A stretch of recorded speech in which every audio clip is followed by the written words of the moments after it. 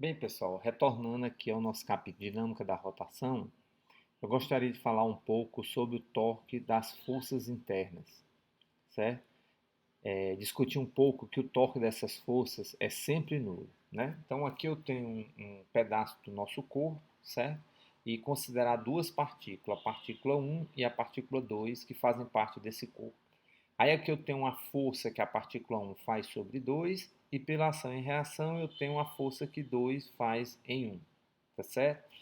Essa força gera o torque tal 1 em 2, né? A gente tenta girar esse corpo aqui, e essa força gera um torque tal 2 em 1.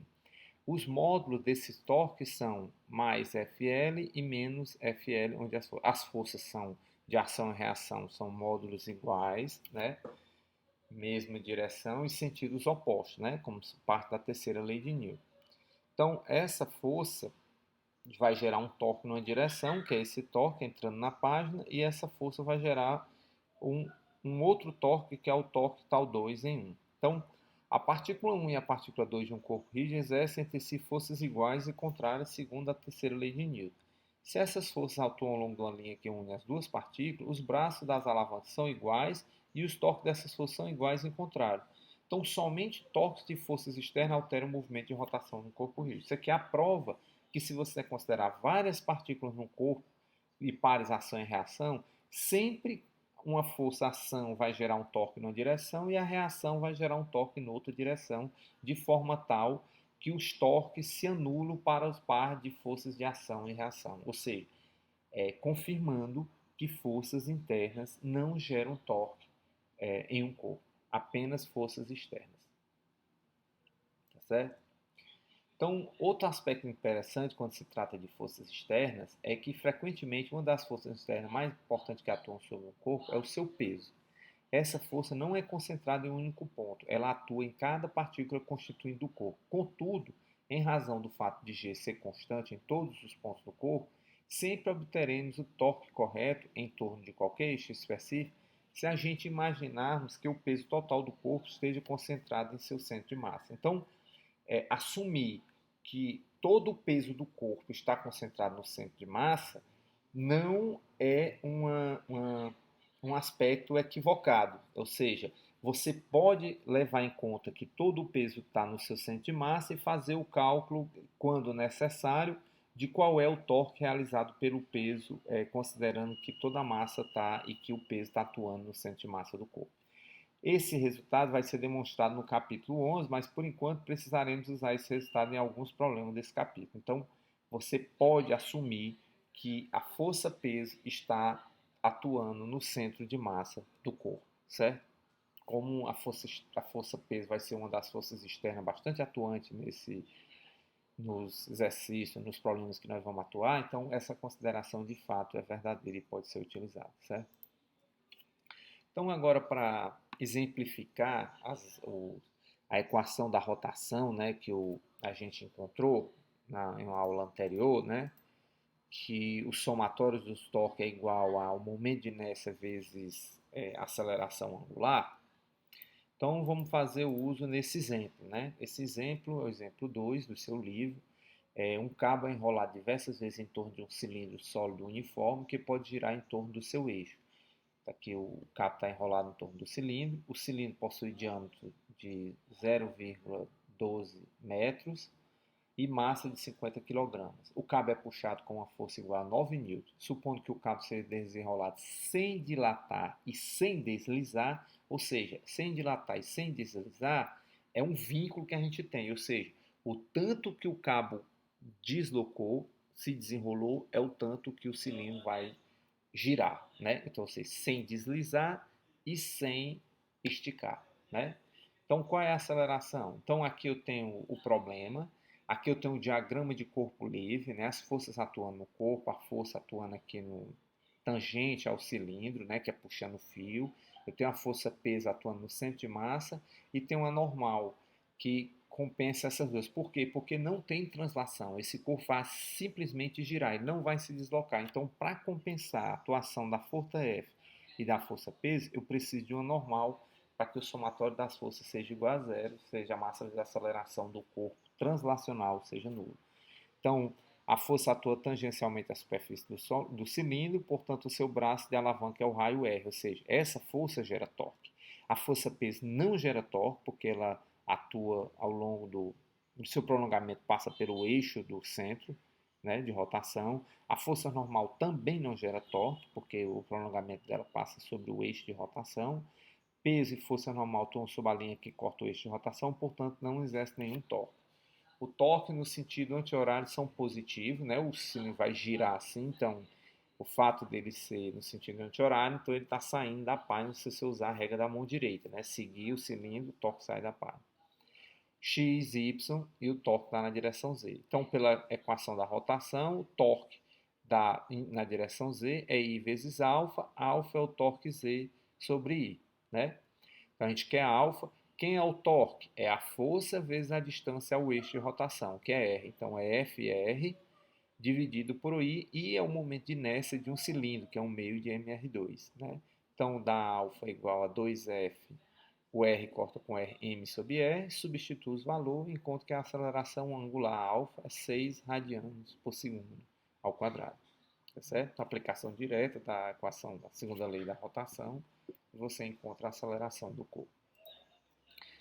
Num outro exemplo, a figura mostra uma situação de um bloco pendurado em um fio enrolado em um cilindro. Determine a aceleração do objeto de massa m.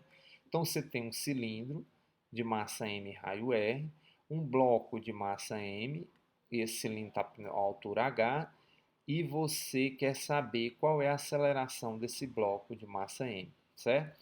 Aí aqui eu tenho um diagrama de corpo livre atuando no bloco eu tenho a tensão e o peso do bloco.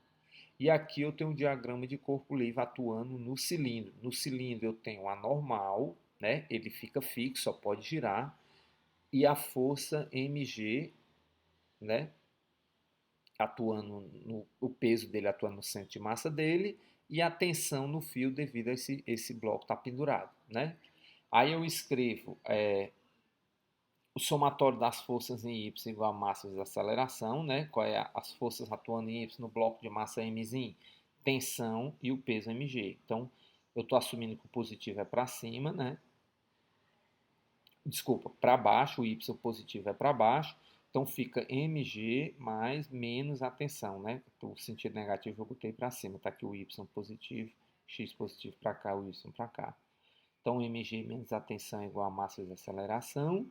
E o somatório dos torques, a única força que realiza torque é a tensão T vezes I alfa, né? I é o momento de inércia do cilindro e torque é o eixo, a distância ao eixo, vezes a força, não? Que é R vezes T, né? Que é a distância que essa força está atuando do eixo de rotação, né? Que é R vezes T, igual a I vezes alfa, né?